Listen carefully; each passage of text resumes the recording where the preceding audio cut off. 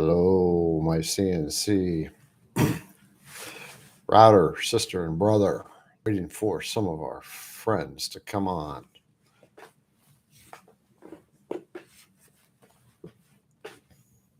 It's a beautiful evening here in Madison, Indiana. We're going to do some CNC router talk today. Jack, hello. Figured I would pop in and try to start doing something on a regular basis. Wednesday night, I think, and maybe even on I don't know if I'll do Saturdays or not. But first of all, I have to do an audio check, and then we're going to do some CNC router talk for a little bit. Hello. So give me a check.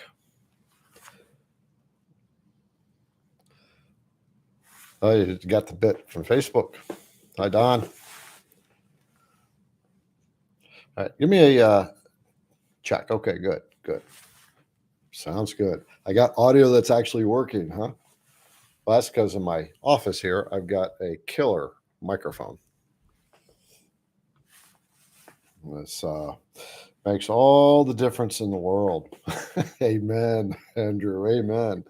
Down in the shop is still an issue. I'll probably have to buy a second one of these puppies to get this going. But so here we are, brothers and sisters. Great to be here. That's Derek. Hey, money. So let's talk CNC routers. I think let's just make this an open general discussion, and I will answer what I can, and I will what I can't answer. Hope that someone in the crowd can answer for me. Grandpa, I have to dig into my computer to see. Elsewhere, can't wait to see your CO2 laser. Yeah, the CO2 laser is it's still sitting there. I had a talk with Rich at Monport, who is the technical support for Monport, and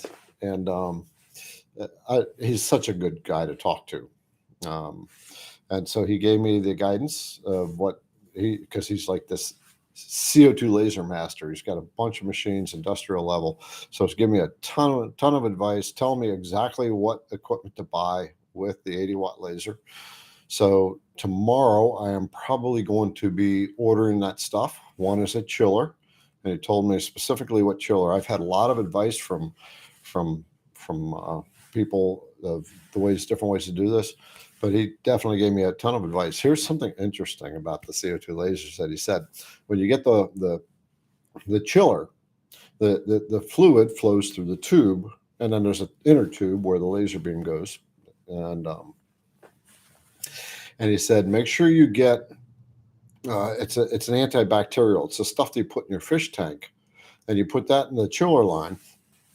You want to get distilled water, and also you want to have, he said, put about 3 drops of Dawn dishwasher soap in there. So, and then he said, let the chiller run for a while, and then it's going to have lots of little bubbles hanging all over, throughout the lines. He said, you want that to dissipate out of the lines, and then for whatever's hanging up, like in corners or something, he said, just pinch the line, it'll stop the flow, and then open it up, and that water will surge through and start to push the rest of those bubbles out. So he said, you want to get all the air bubbles out of the system. Trying to free space. Hopefully we'll be doing the CO2 in a while. Yeah, freeing space. So I've got the space. It's getting organized. I am finishing up a video right now. I did a one-on-one with one of our brothers named Joe, who was absolutely stinking brand new to Vectric. And so I recorded it, and I asked him if I could post it on the video on the channel. And so he said yes. So your hour and 15-minute video editing is extremely tedious. You figure every minute of a video is at least 10 minutes of editing. That's generally the average of it. So anyway, that's what I'm working on. And I'm going down and a little long mill work, and then I'm switching over to the laser and getting that going. So I've gotten so many emails from people to give me the guidance that if I go wrong on the CO2 laser, it is totally my fault. Jack, you'd like to run antifreeze of some of the chiller. Your ISCAR, what is it? Oh, your laser's in an uninsulated shop. Doesn't know what to run.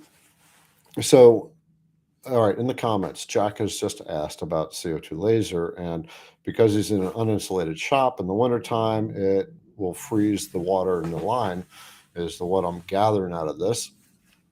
So if someone can give him some guidance on that as to what he can put in as an antifreeze, then let him know. I don't know. So I would also go check laser groups, sign into laser groups, and ask them what you should do.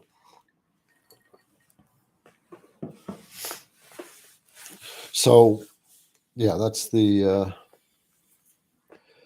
status. West Virginia, not too far away, Butch. You're about 5-6 hours away from me. West Virginia is some beautiful country. And by the way, I am heading up to Vancouver, Canada. I'll be up there for 5 days. I'm flying up there on September 30th, and then I'll be returning on October 5th. So I'm going to a fairly high-level business convention. It's almost tuxedo level. that's part of the mastermind group that I joined. So hopefully I'll have opportunity to run into a couple of our Canadian brothers or sisters while I'm up there. All right, Jack, you got Grandpa says he wondered if RV antifreeze for the water system would work. Probably a lot less toxic. Troy, your router uses RV antifreeze. Okay, so we're getting into a little bit of a tip here. RV antifreeze. I'll keep that in mind because my shop is, we'll just say it's pseudo heated. Right now, we don't have a heater in the shop. I'm attached to a store, and it's a big garage, and so we don't have insulation. It's insulated, but it's not heated or cooled. So we blow air in from the store.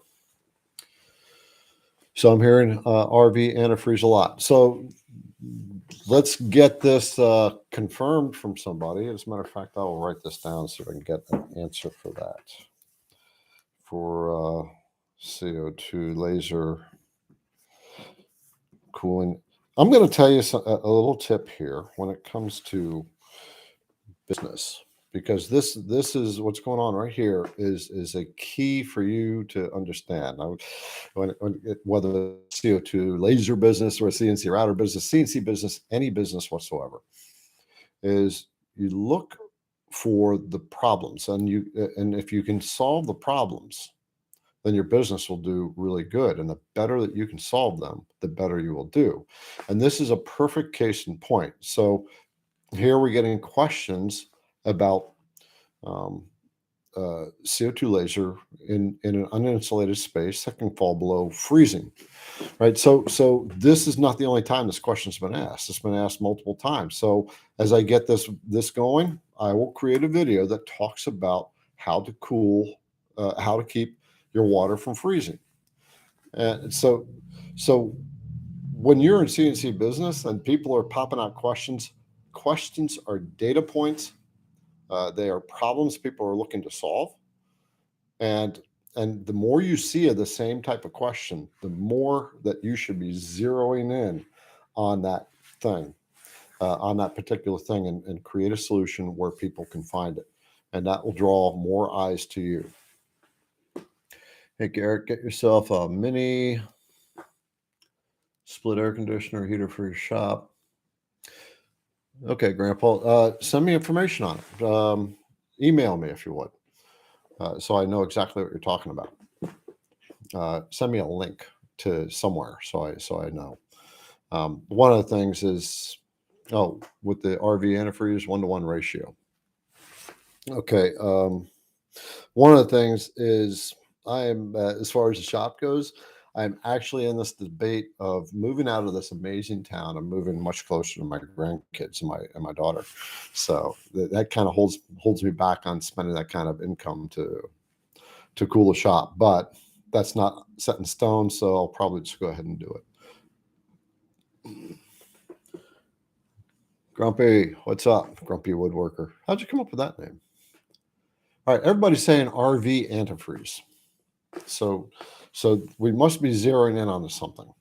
And that is something that I will certainly create content on when I have more clarity on that, how RV antifreeze works with it. RV antifreeze is on my notes now.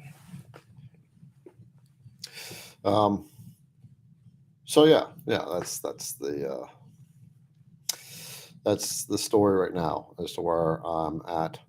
I have one of the other things is I have another CNC router that's supposed to be coming to me. I've had it on order for quite a long time, and so it's a much bigger unit, industrial unit. Um, I'm not sure. I may be canceling that order. We'll see.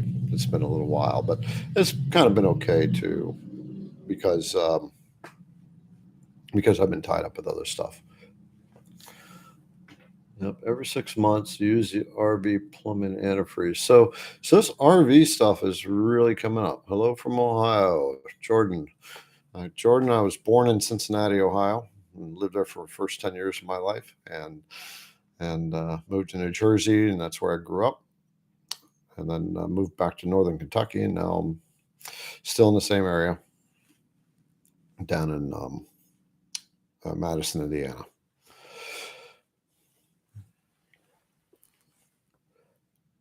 Hold up my UPC sticker or whatever you call them for your bits. Give people time to get their phone. Okay. I have to go get one. Stand by.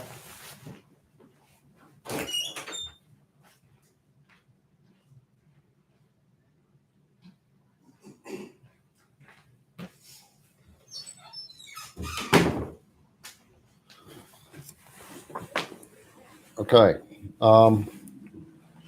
Grandpa says, get your phones and have your phones ready. If you're watching me on your phone, then you can't do this.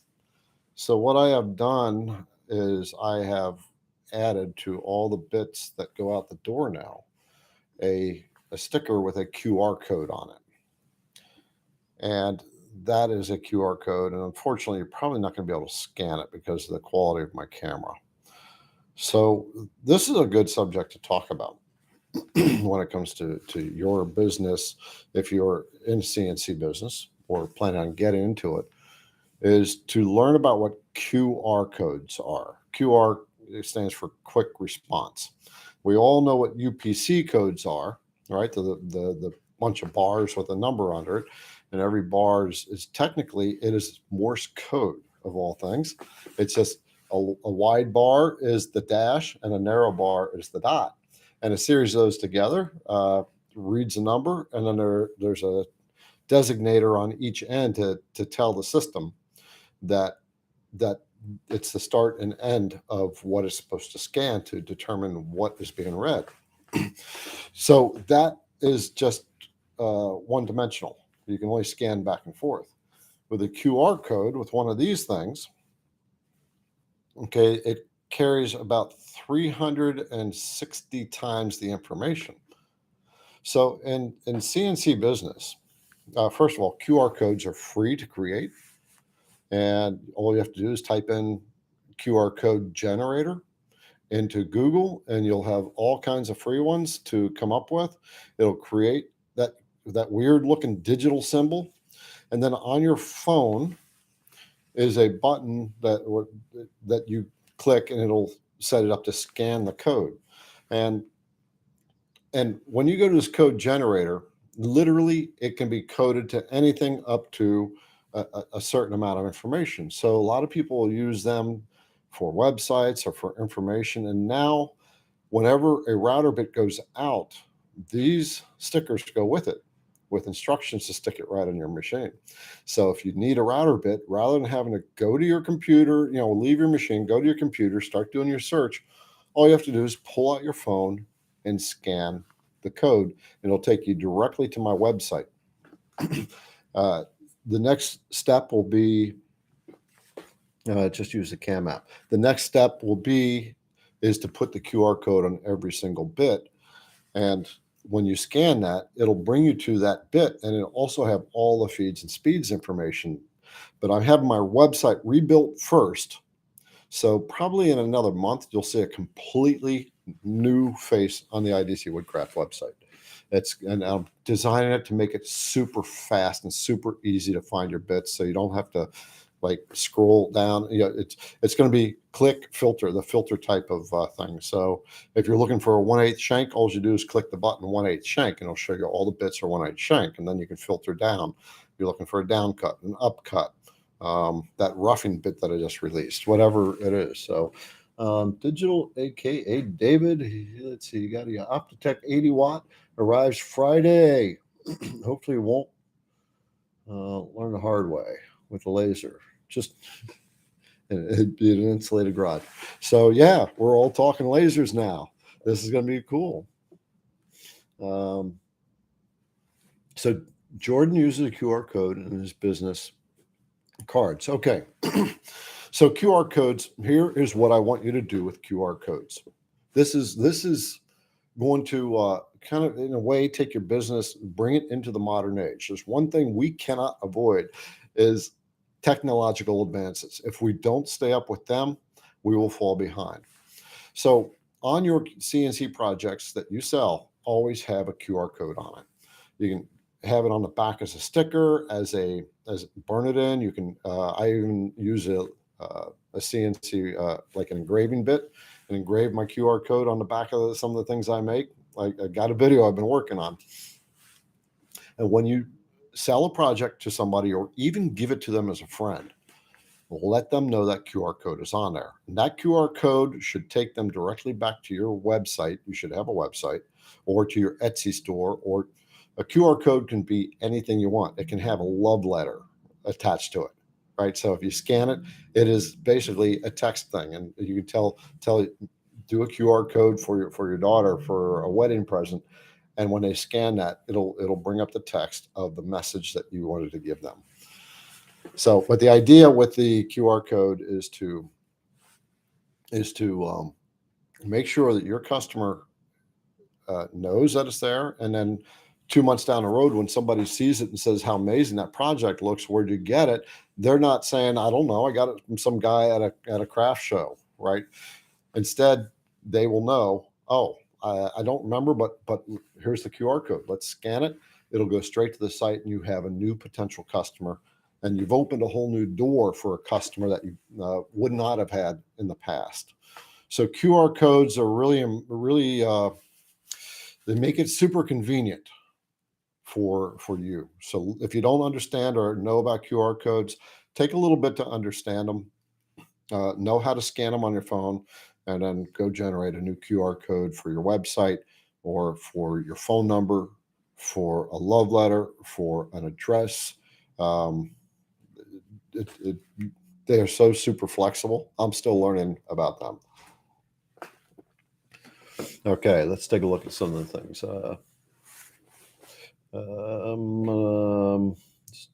Jack in a shop. Okay, Jack uses a new face. Hey, William, one of the YouTube channel and one for your website. Oh, yeah. Yeah, one of the other things, I have a card that goes with it that has instructions that says, tells them what it's for, where to put the sticker. On the back of the card, it has the QR code to my Etsy store. So I didn't think about YouTube channel. Hi, Myron. Hey, Myron, I sent you router bit not so long ago, or a package. And I remember because your name is spelled differently. Most of the time, you make one for the YouTube video of the product being made. Yeah, so that's a good point. In my case, I'll make QR codes that will also take it to a YouTube video that will explain about the router bit itself and feeds and speeds and some other things or whatever I can think of throwing into it. So now see, this is masterminding. All right, this is another thing about business. As you guys are typing in, um, and we're throwing ideas back and forth to each other. This is something I am actually going to build for CNC entrepreneurs. Is I'm going to start a back end where we can sit down live on Zoom, or I use another service, and we can start masterminding. Masterminding is so important because we only know what we know until people. You remember the verse, what when two or more people together, um, in Jesus' name, whatever.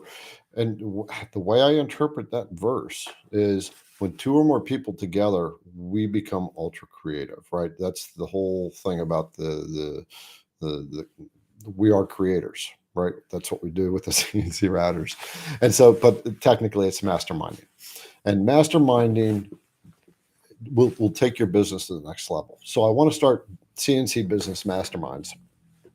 So all of us CNC creators can work together and really learn how to work in our business in different ways. It's just like this QR code thing, as we're talking about this. So now if you're in business, now you've got a new idea and you know how to get your website or your Etsy store, or whatever it is, in front of people that may never have found you otherwise. You should get your QR code tomorrow with the hog. Yes, you should, Butch. Butch, it was good to send something to you again. In general, so Eric is saying in general, if a bit would like to spend, say, 18,000 K, but the spindle only does 10,000, how do you compensate the feed? That's a good question. Okay. So first of all, is part of it's the power of the spindle too, right? If you have a spindle has 10K max, but it's a powerful spindle, like a 5-horse spindle, you can probably still work with that. You'll have to bring your feeds down. I would say bring your feeds down a little bit to compensate, to see how it runs. You'll get Mark Lindsay said this once, that after a while you get a good feel for it just by the sound of it.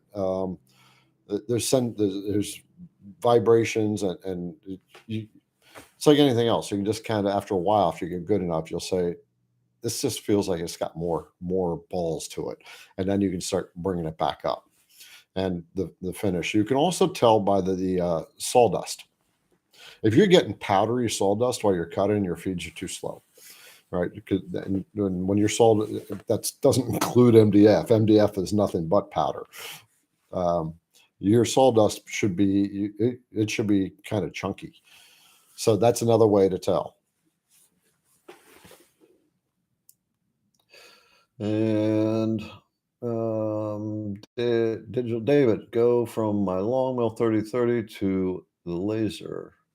I have a long mill laser, but it's pain to switch between jobs. More product range with the router CNC and the separate laser.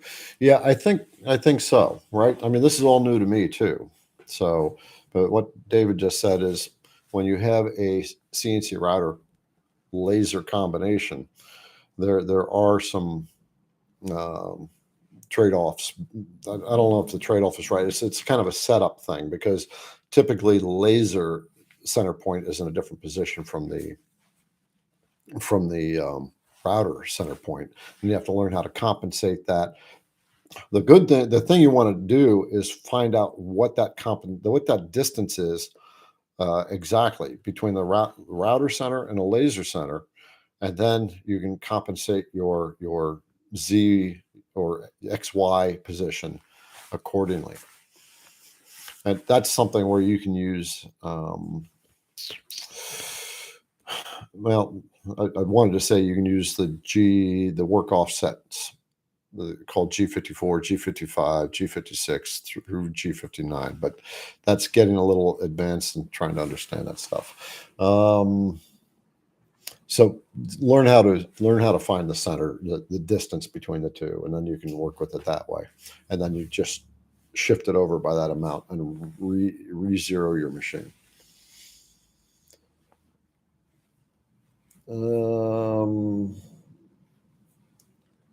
So Tornado. So see my inlay video and depth numbers to use, which work perfectly for decorative projects. Other times where an inlay should be deeper. Yes, for cutting boards.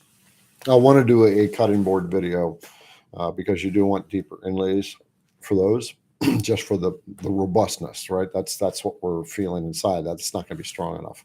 You can work with them at the shallow depth. I have a friend who's made many of them, and he gave me his numbers, but I still have to work with it to create it. So it's one of the many videos that are on my list to do. I have to sit down. It's going to take me 2 days just to play with it to make sure that the numbers are working for me and that I can do it repeatedly. So usually when I'm doing something I haven't done before, for example, a cutting board inlay, that I'll end up with 4 cutting boards with the same inlay just to make sure my numbers are working right. Jack has a 60-watt CO2 and a long mill. Took up all the shop. He used the long mill to make the CNC plasma for lack of space. Would love to have room for. Did you make a plasma cutter, or did you convert the long mill into a plasma cutter? If you did that, I want to see pictures. Doug, you just bought a Gamatsu from a widow, and you're not sure what programmer would be best to use. It's not really a dumb question. No question is a dumb question when you're a beginner. It's just you don't know what you don't know. So with Gamatsu, so when we're saying what programming would be best to use, first of all, there are 2 programs that we have to use when we're working with CNC routers. The first is the design software, and the second is the control software. If the Gamatsu is an Arduino-based system, which that will be on the Gamatsu website, then you can use something like GSender as the control software. GSender is what Longmill puts out. I love it because it's so easy to work with. But also ask inside the group what the control software is best. And then as far as the design software, I mean, you can pretty much use any design software. The Gamatsu is a G-code operated unit like any CNC machine is. And it's basic, so it's not going to have a lot of specialized code to tell it a lot of information that it needs to know. So best thing to do is go into the Gamatsu Facebook group and ask there. Okay. Coming in quick. So Myron said, Jack, cool idea. Oh, Jack, what did you say? He said converted. Just saw my glass. Might have gone off the screen.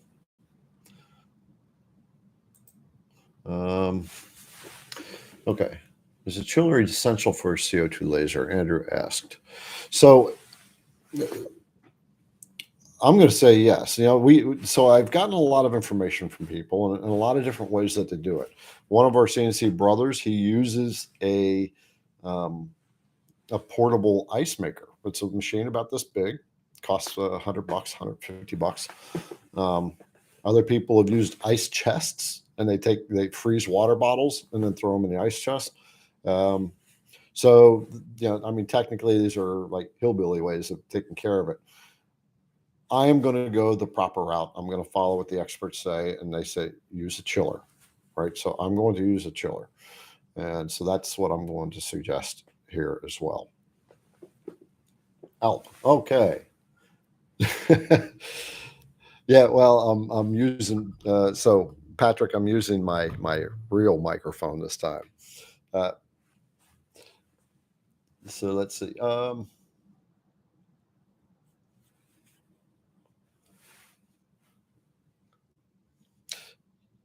Jack in the shop took long mill to the next level.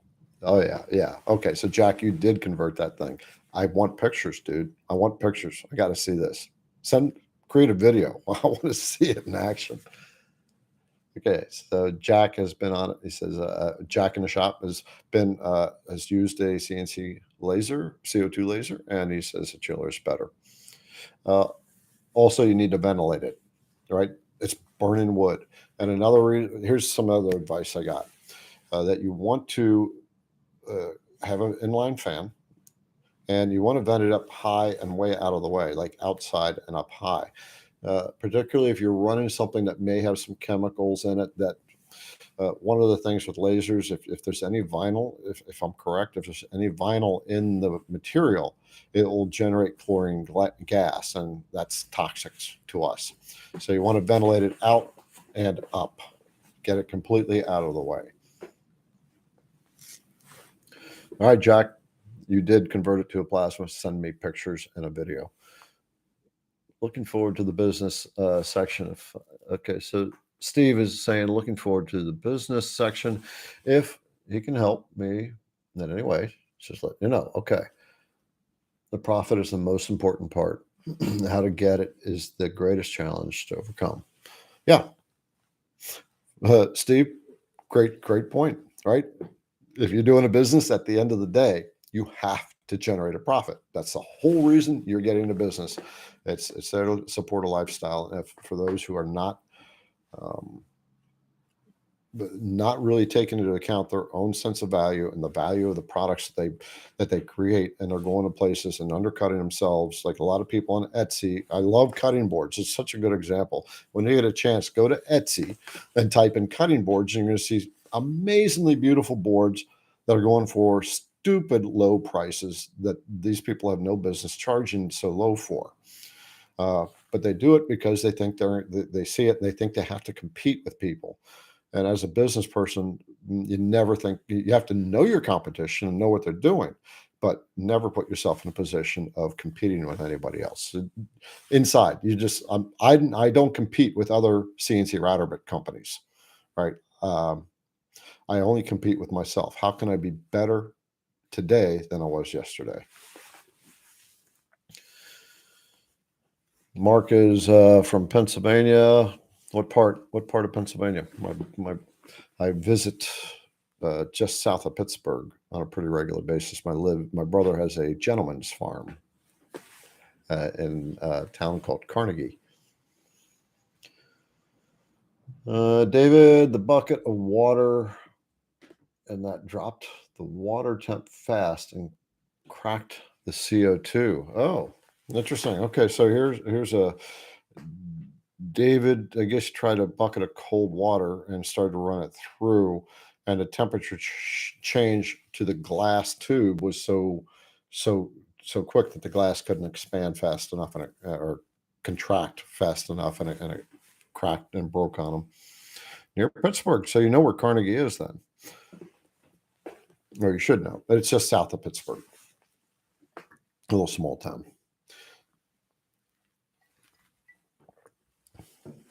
Okay, what else do we have? So I'll say this again. I am going to be going to Vancouver, Canada, the September 30th, flying straight there. And I decided to go first class. Never gone first class before. I said, what the hell?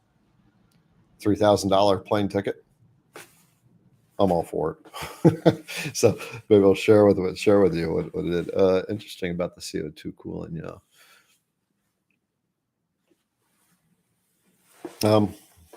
Okay. So what other questions do we have about CNC routers, CO2 lasers, or CNC business? I love talking about CNC business because I love the way business works, and I love to learn the psychology of business. And what I've learned over the last 4 years under my mentors has completely changed the way I think about business. Um, Mark is trying to learn all about CNC till he saw the long mill. And Vancouver has changed a lot since. Yeah. Well, I've never been to Vancouver, so it hasn't changed a dime for me, brother. Dust collection. All right. So, Jordan, are you asking dust collection on a CNC router? Is that correct?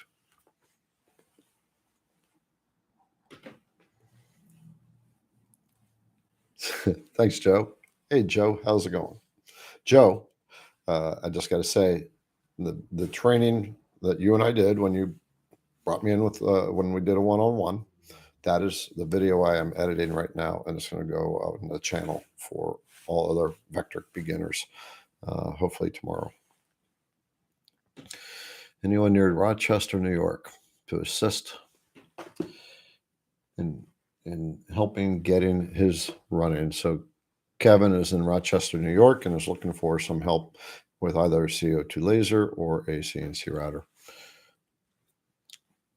So, okay, so we'll just talk dust collection on CNC router because dust collection is not an issue on CO2 lasers. Smoke collection is, or smoke evacuation. Dust collection. So I personally don't use dust collection that much, mainly because I'm usually shooting video when mine is running. So I have a dust shoe that I made that, so the manual routers, the trim routers, they have downblast air and they blow the sawdust everywhere. So I needed to block that and made the dust shoe to redirect that air so I can leave the router bit exposed. But dust collection is something that if you have it, use it because it keeps your work area clean and you don't have to clean up afterwards, or not nearly as much.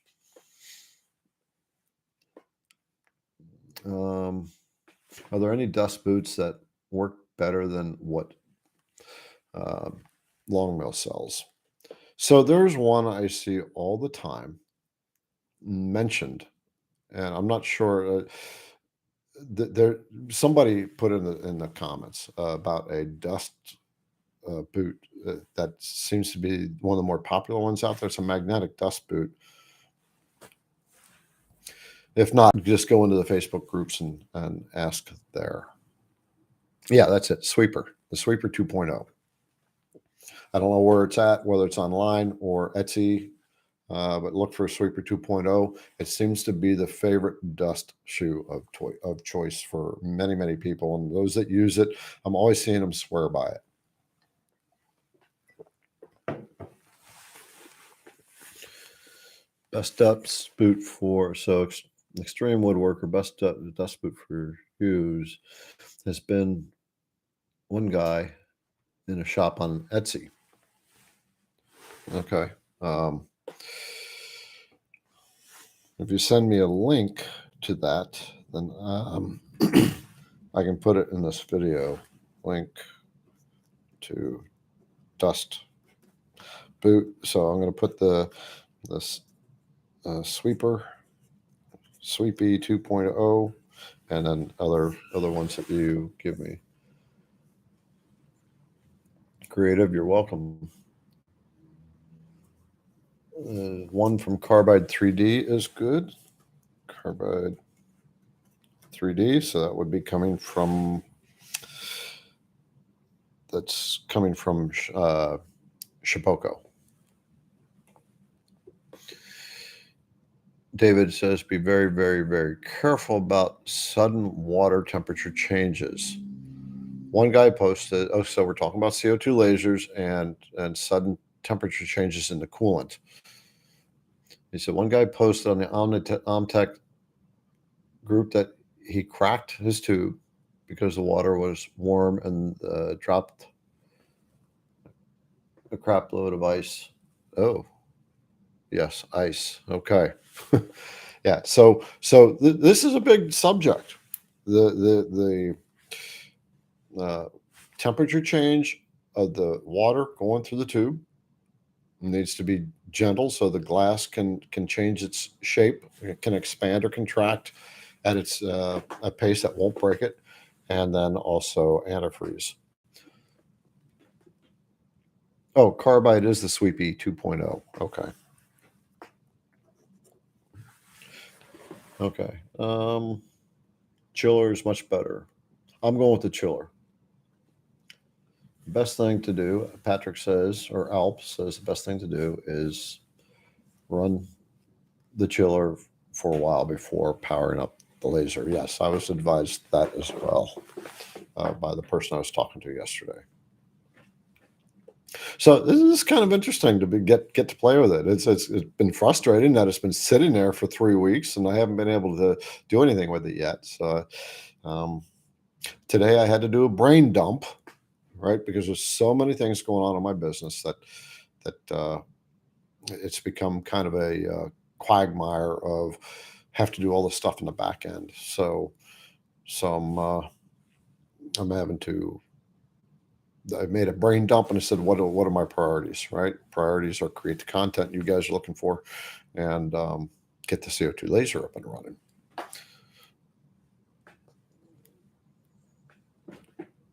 Yeah. Okay, Andrew. Yep. The chiller sounds to be important. Uh, Money not found yet. Don't know what that means. Tornado. Um, well, there's a hobby, but it reached a point where you were up against a wall trying to make a profit and felt like giving up. If so, how did you overcome?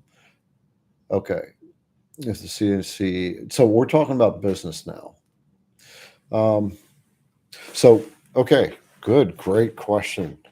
All right, Tornado said, it, it, so he's wanting to do a business and he asked, uh, what do you do when you feel like you're giving up? And have I gone through it?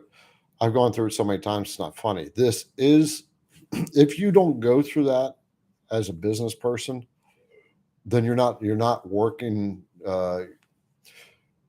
to get into business. It's going to be uncomfortable. That's what makes us feel like giving up. And sometimes it gets really, really challenging. And it's like I don't want to do it because your head goes all over the place, and you don't know what to do anymore. The reason we feel like giving up, the reason we reach that stress point, is because uh, we don't have clarity in our direction. We just see a million things we have to do and a million things that don't seem to be working, and that inside it makes us feel like we're not good enough. I'll never get there. Um, I don't have what it takes, and that's what makes us want to give up. And so when I feel like that, that's when I turn to my group, right?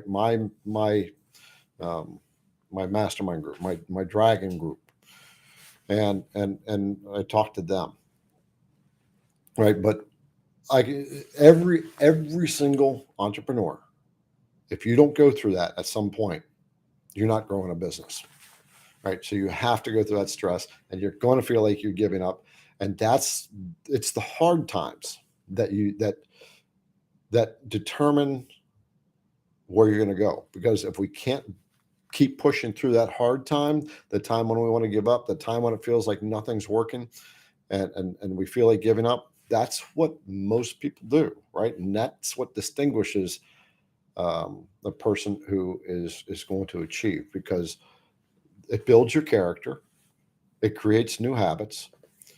It My mentor told me once. He said that oh shoot, it slipped out of my head. If you're not going through that, right? It's what did he say? Darn it! It turns into an addiction almost, right? If until it like if you just keep driving at it, and it's hard and you want to quit, but you just say something inside of you knows that you can't. You know how you'll feel if you give up. You'll know that you didn't give it your all. You know that you didn't reach that point where they said, I made it, or I'm okay because now I know this isn't working. Right? You learn about yourself. You increase your drive, and it ultimately becomes like an obsession. Right? You have to get there no matter what, and nobody is going to stop you, no matter what they say. Right? That's the point where you want to get to. And when you're at that point, you'll still have hard times where you want to quit, but you'll keep on going, right? Because it's become part of your identity. So on those times when you feel like quitting, the best thing to do is find another person who has had some business experience already, that has seen some success, and to go talk to them. And they're going to tell you, all right, good, you're exactly where you need to be. So you hit a wall. It's like a glass ceiling, and and you just have to break through that glass ceiling. Once you break through it, you'll get a lot more clarity in your direction, and also do a brain dump. Write everything down on a piece of paper and say, okay, what do I have to do right now? Business is not about making it all happen right now. It's a continual process, and yeah, I hope that helps. What I'm trying to give you here is inspiration to know that we have to make our mistakes. We have to have failures. Failure is not a bad thing. Failure is a good thing if you take it as a lesson. So you can look back and say, what am I doing that's not working? All right. Um, Failure is simply a result, but it's also a step closer to your success in making the better decisions, and learning how to learn in your decisions. When it comes to business, one of the reasons that most businesses stay at a certain level, they don't really grow, is because um, the business person needs to take time to understand their market. They have to understand who they're selling their products to. That's why I always say you got to get in a niche, and you have to understand the psychology behind that niche. And once you start getting that, um, you'll start to understand that what makes them buy your products. Also, another key point about this is this feeling like you want to quit, and you work through it. You learn something about yourself, um, in a way that you understand your market better as well, because you can't you have to be able to empathize with the people that you market to, and you can't do that without knowing it and having felt it in yourself. Um, you have to go through a pain to understand what that. I lost my wife, right? So before I lost my wife to cancer, um, I couldn't relate to people who had loss when they used the term the void, right? It didn't make any sense to me. After my wife died, that's when I understood exactly what they meant, because I felt it. And now I can talk to people like that. So, and understand what they've gone through. All right. So a lot of things have gone by here. Andrew said, Jim, same boat. Don't use my laser until temp is it. Okay. So you guys are talking about lasers, unless they say the Bigfoot bottle openers, unless they are my Bigfoot bottle openers, plasma cut. Okay. Is there a place besides Etsy to find pre-made designs that you just upload into Vectric and put into tool paths? So I learned this the other day. All you have to do is type in free designs, right? There are a ton of them out there. Yesterday, I was looking for a very specific 3D model, and I was going to pay somebody $500 to design this one, because it had so much detail in it. And they said, there's so many free ones out there. They did the search for me in about 10 minutes. They had the exact thing that I was looking for. So there's a ton of free sites out there where you can get a lot of designs. You'll have to just generate the tool path. Wayne talking to Don, the craftsman always sees the flaws.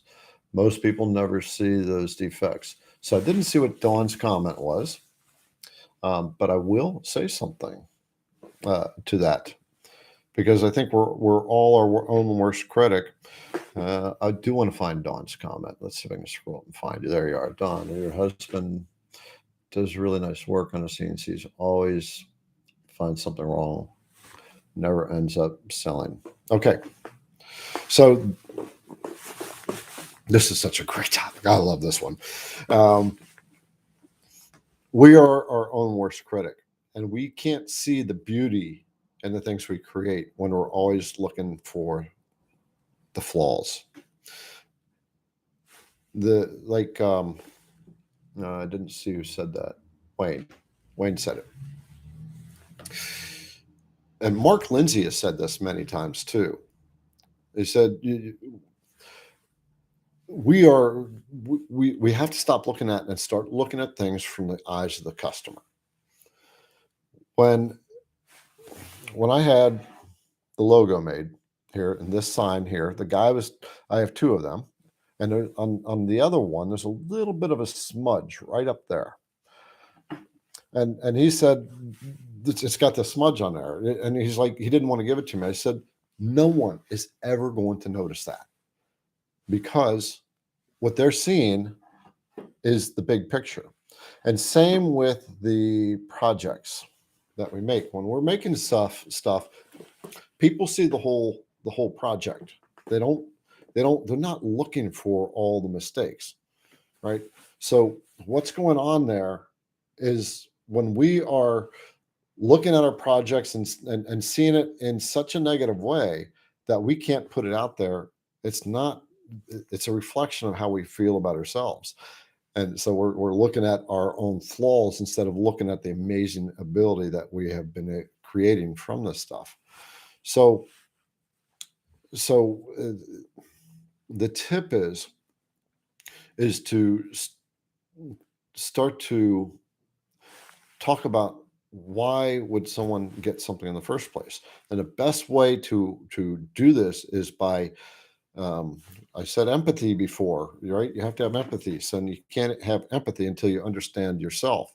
So you can ask your husband to, when find something that he has that has defects, that he is just like, this is mine, right? Whatever it might be, a golf cart or a lawnmower or something he made that's just old and beat up, and he's embracing it, right? And say, but look, it's got all kinds of defects on it, right? We'll just say a zero turn riding motor, because I can't think of anything else. And it was nice, sparkly, brand new off the showroom floor, but now it's got dents and things and paint scratches and rust, and it's still, yeah, man. And you can sit there and say, but it's still scratched up, piece of junk, right? And he'll defend it, right? And the minute that he defends it, then you start going into this. You see beauty in something that other people might see ugliness in, but you're the customer, you're embracing it. And I'm hoping I'm getting this point across. It's really hard to explain. So I hope that helps. So what all is going on here? Because I'm missing some conversations flying by. Ethan, is there a place besides Etsy? Okay, talked about that. Going to get your first CNC. Okay, so everybody can chime in on this one. So Tristan he's getting his first CNC in a few days. What's the biggest tip? I will give you mine, and then I'll let you read whatever comments come in. And my tip is, go as big as you can right up front. That's my tip. And the reason is because we usually find ourselves constrained by our machine at some point or another, because we based our purchase on the immediate budget right up front, rather than looking at the idea that you are going to be making things on this machine for years to come. I call it a personal return on investment. The amount of joy that you're going to get over the next 5 years of making your own stuff that you've come up with here and the pride we feel, that's worth paying an extra $1,000 for a machine that's going to be lasting for a long time. All right, what else am I missing? Jack talked to me on the phone about 3D pictures after I sent him a lithophane box. He said he wants to. Okay, no, Jack, I'm so glad you said it, because last time we were doing this, my audio sucked. Okay, so I got to show this to you, and every once in a while I get something in the mail from people, and it is so cool, and it's very warm, moving to me. All right, that I'm getting things in the mail. And so I got a box about a week and a half ago, and I got into it.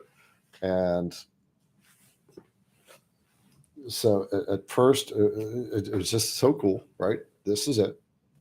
And let me turn the light off for a second. Okay. And so, first of all, this came from Jack, right? And on top, he burned in my logo. He made the wooden parts on the CNC. CNC router, burn this with his laser, and then he 3D printed everything between the wood. And when you turn it on, it's so hard to get the camera to see exactly. Let's try to turn off this light here so it shows up better. Ah, yes. So this is 3D printed. Okay, that's the lithophane, right? And so that he took the Jack. I guess you got this off of my video, but okay, this side is me and my grandkid Hunter, and then over here is me, and then over here is my grandson Gabriel. So this is 3D printed. And yeah, so I got to learn how to do this. So Jack, I can publicly now say, you really moved me when I opened this box. It really stopped me, and I was speechless. And I think that was the subject line in the email I sent to you, that I was speechless. So this is now always in my home, and the light is always on.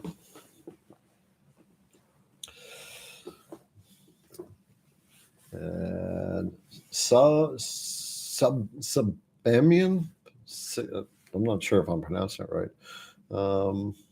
Hello. All right. Tip: make sure your machine. So Ethan says, make sure your machine is trammed.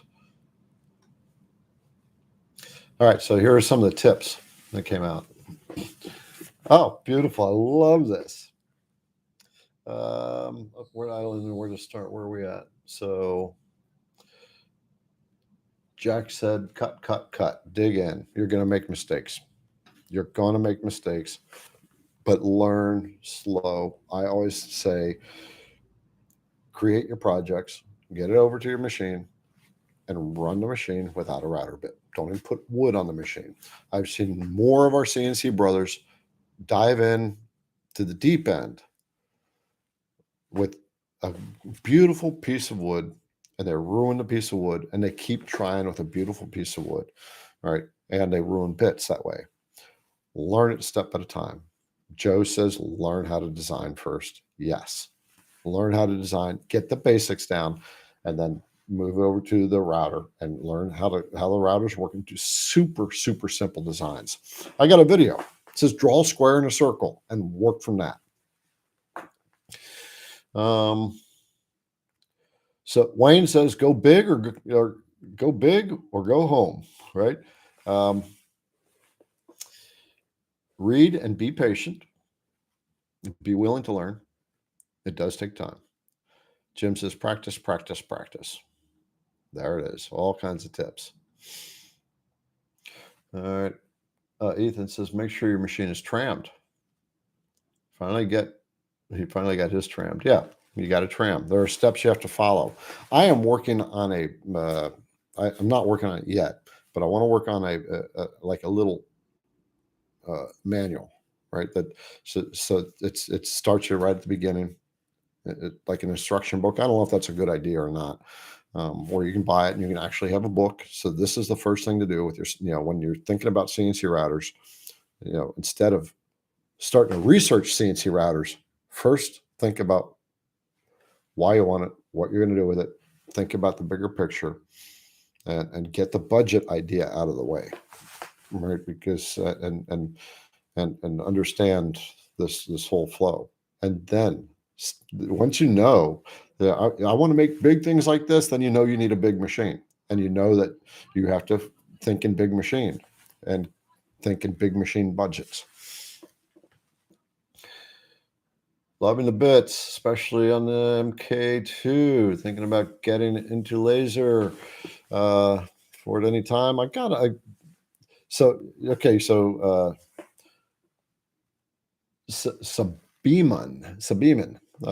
laser. Well, I got a CO2 laser I'm going to start working on. All right, so I got to get that running.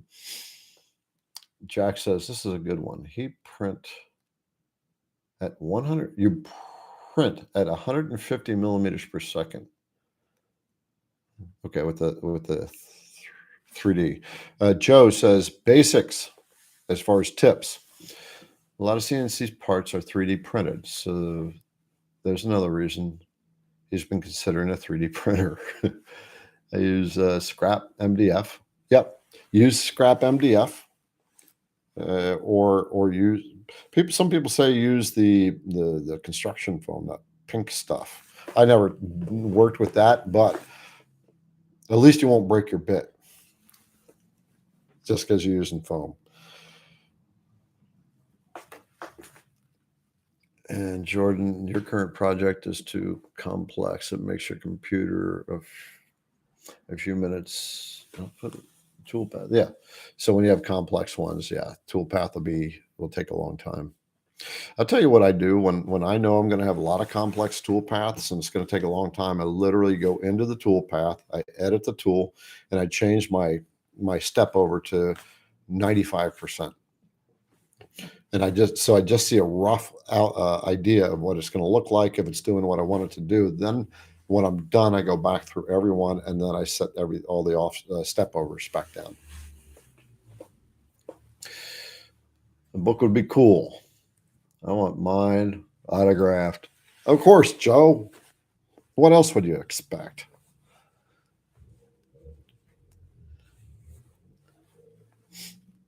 Okay. Well, so I've been here for an hour, and so it's been kind of open discussion, which is kind of cool. I do like this, to have some dialogue with my CNC brothers and sisters doing this stuff. And I hope that we got something out of this. Be sure to hit the thumbs up button, please. Right down below the video. Take your second out and hit the thumbs button. That always helps videos rank more. So I'm watching. Okay, one of them came up. We got 28 right now. Come on, I'm watching you. Where's that thumbs up? Hit the thumbs up button down below. All right, there we go. Here we go. Now it's going up. Like seeing that action. It's like a race car. All right, my CNC brothers and sisters. I have been enjoying hanging out with you. Sabimian, I learned most of what you know from my videos. Cool. Recently got a drag knife and found that feel like you need my guidance on that. So I can only do so much, brother. Drag knife. I got the router, and I still have a ton of router videos to make, but now I'm getting the CO2 laser, and then there's 3D printers. There's so I am probably not going to be the drag knife guy to be watching. If I do that, it'll be. I mean, you can wait, but it'll probably be about 4 or 5 years before I start drag knifing. But you never know; something might come up. No, Ed, I'm not pissed off. I don't hold grudges.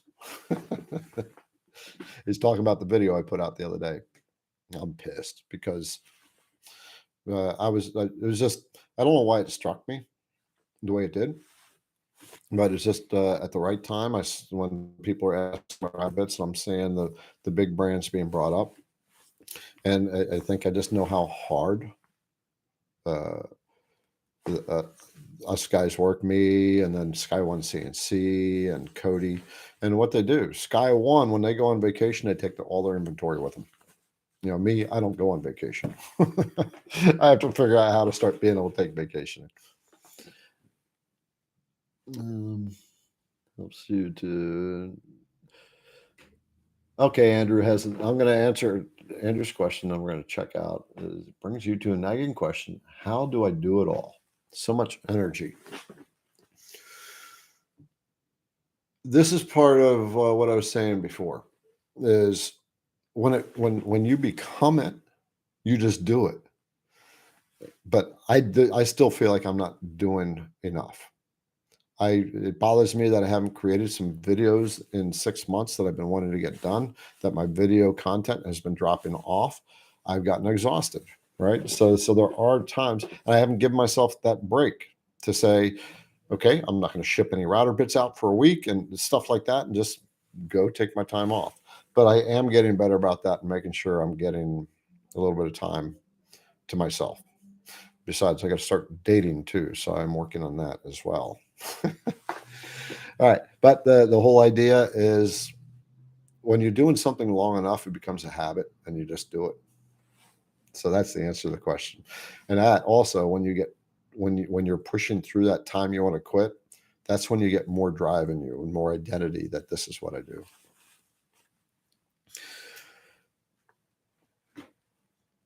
Thanks, Jason, and thanks, Andrew. Thanks, Joe. Still no Carvco videos. Yeah, it's one of those things that there's only so much for me to go around. There's just only so much for me to go around in my space. So that's so I am also working towards what can I offload that I don't need? Do I need to hire somebody to do something else to handle some things for me? Um, there's just so much I can learn. There's so much I can do. So, and that's so Carvco, become a master at it and start creating content, and you'll draw people to you because there's people like you that are learning, that need to learn Carvco. All right, until next time, and I think I'll probably be doing this regularly on Wednesday nights because I think this is going to work. All right, we will talk next time. I'll have another video coming out, I think, in the morning if I get it done tonight. If not, it'll be the next day. And we'll talk to you later.